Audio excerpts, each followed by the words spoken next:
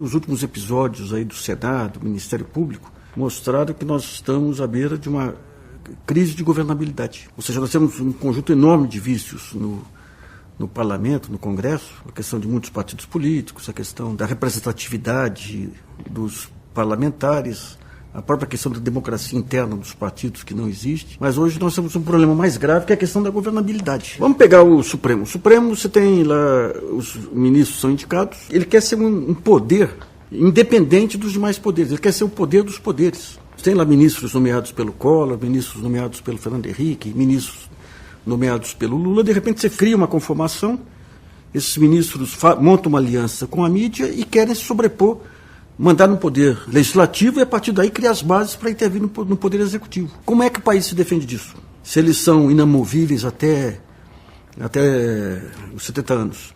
E se para tirá-los você tem que ter uma ação de Senado, e você tem hoje um parlamento extremamente fragilizado. Quando você vai nos Estados Unidos, o executivo, você tem a independência entre os poderes, mas o executivo tem um conjunto de prerrogativas. Ele pode demitir o procurador-geral a qualquer momento. Você tem armas para esbirros autoritários de outros poderes, você coibir. Você tem uma democracia madura lá.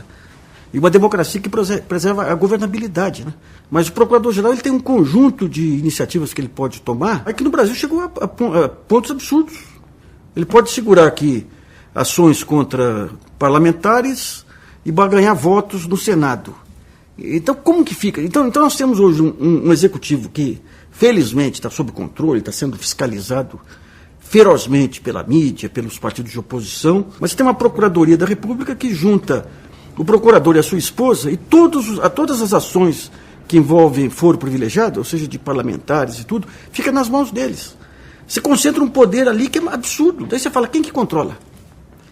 Então você tem que discutir a governabilidade, tem que ter a reforma política, tem que acabar com o financiamento privado de campanha, tem que pensar essa questão das coligações e tudo, mas você tem uma questão de governabilidade hoje que é mais ampla. Eu acho que o financiamento público de campanha é um ponto central. Quer dizer, hoje o parlamentar ele é escolhido, o candidato é escolhido pelos partidos a partir da capacidade que ele tem de conseguir recursos para a campanha. Então quem acaba pautando, digamos, a escolha, a preferência dos candidatos são os interesses privados que financiam campanhas. Então, o primeiro ponto, eu acho que é acabar com o financiamento privado de campanha. Né? O segundo, eu acho que seria estabelecer regras de democratização dos partidos políticos.